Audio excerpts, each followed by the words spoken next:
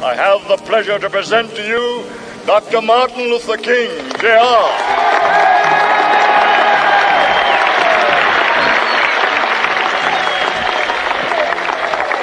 I am happy to join with you today in what will go down in history as the greatest demonstration for freedom in the history of our nation.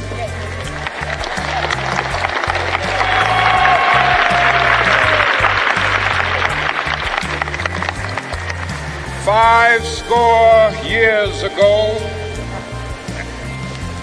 a great American in whose symbolic shadow we stand today signed the Emancipation Proclamation.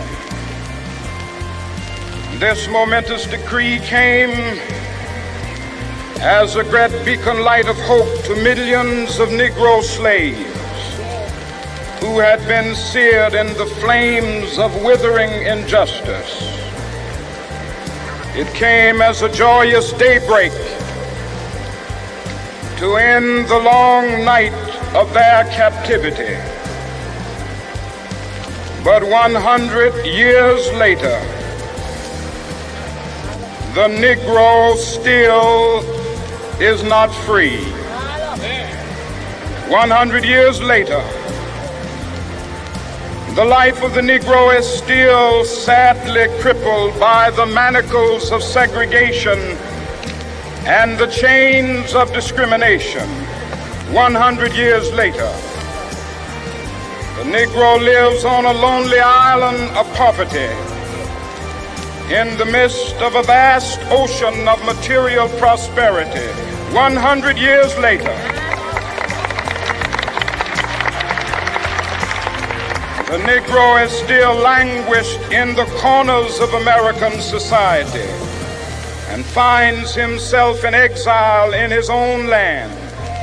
And so we've come here today to dramatize a shameful condition. In a sense, we've come to our nation's capital to cash a check.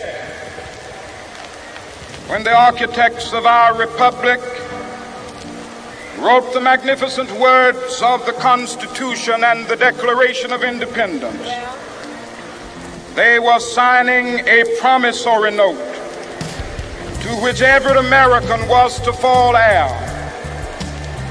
This note was a promise that all men, yes, black men as well as white men, would be guaranteed the unalienable rights of life, liberty, and the pursuit of happiness. It is obvious today that America has defaulted on this promissory note insofar as her citizens of color are concerned. Instead of honoring this sacred obligation, America has given the Negro people a bad check, a check which has come back marked insufficient funds.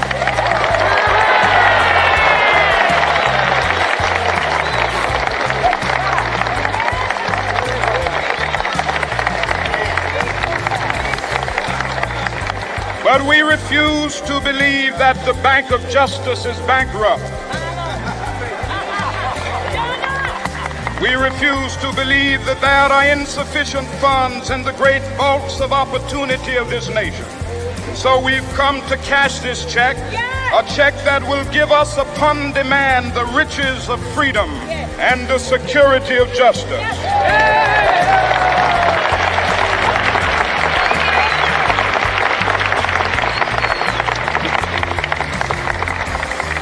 We have also come to this hallowed spot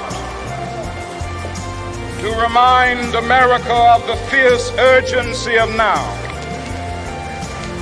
This is no time to engage in the luxury of cooling off or to take the tranquilizing drug of gradualism.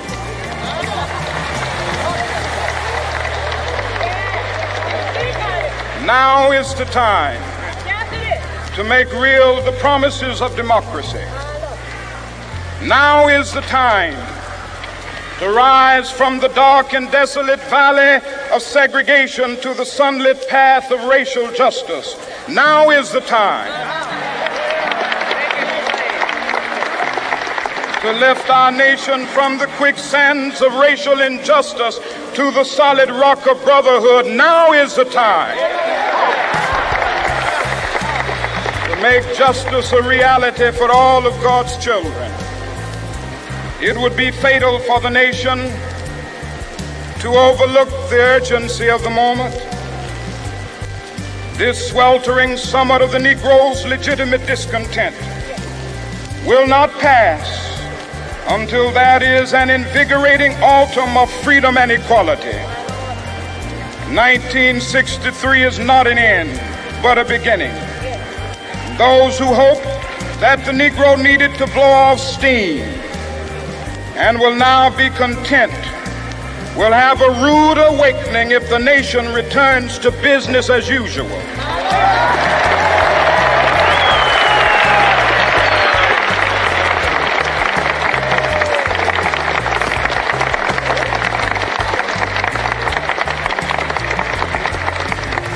There will be neither rest nor tranquility in America until the Negro is granted his citizenship rights.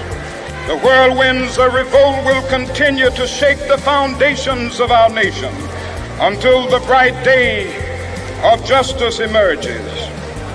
But that is something that I must say to my people who stand on the warm threshold which leads into the palace of justice. In the process of gaining our rightful place, we must not be guilty of wrongful deeds. Let us not seek to satisfy our thirst for freedom by drinking from the cup of bitterness and hatred.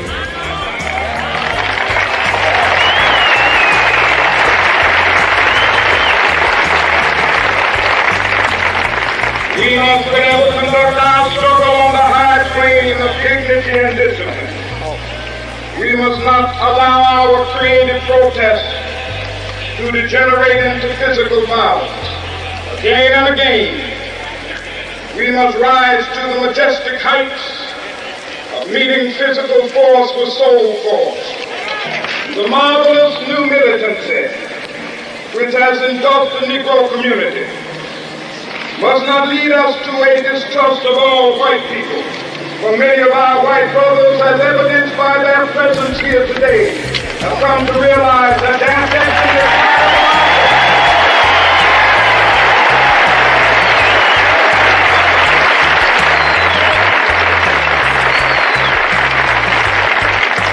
They have come to realize that their freedom is inextricably bound to our freedom. We cannot walk alone. As we walk, we must make the pledge that we shall always march ahead. We cannot turn back. There are those who are asking the devotees of civil rights, when will you be satisfied? We can never be satisfied as long as the Negro is the victim of the unspeakable horrors of police brutality. We can never be satisfied as long as our body is heavy with the fatigue of travel, cannot gain lodging in the motels of the highways and the hotels of the city.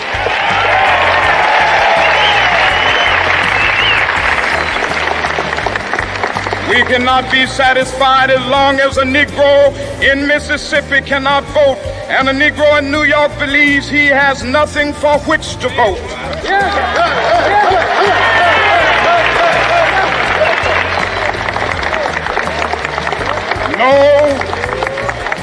No, we are not satisfied, and we will not be satisfied until justice rolls down like waters and righteousness like a mighty stream.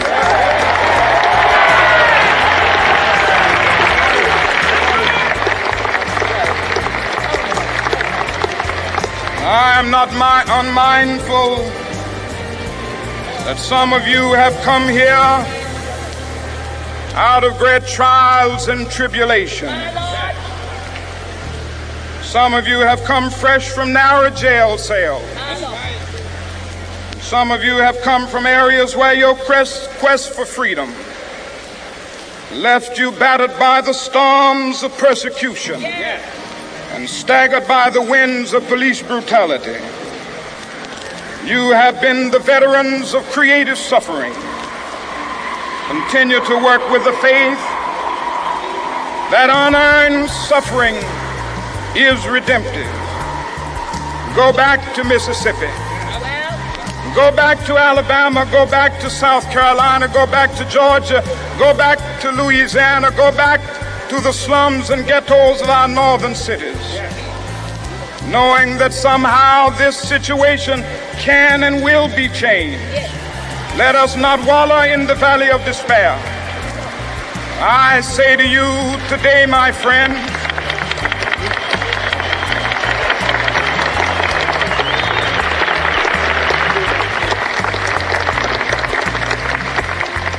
so even though we face the difficulties of today and tomorrow, I still have a dream. It is a dream deeply rooted in the American dream. I have a dream that one day this nation will rise up and live out the true meaning of its creed. We hold these truths to be self-evident, that all men are created equal.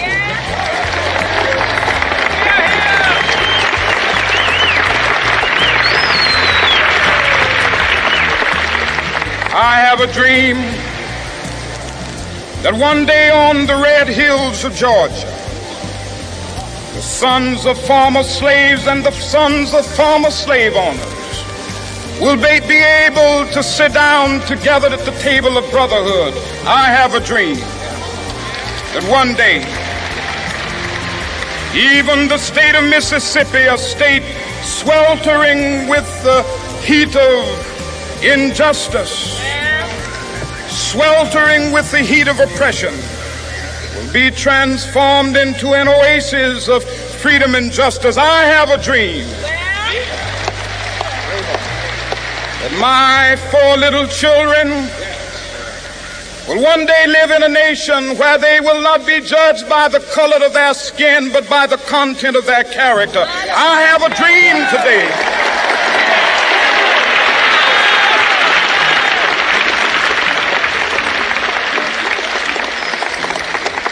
I have a dream that one day down in Alabama, with its vicious racists, with its governor having his lips dripping with the words of interposition and nullification, one day right there in Alabama, little black boys and black girls will be able to join hands with little white boys and white girls as sisters and brothers. I have a dream today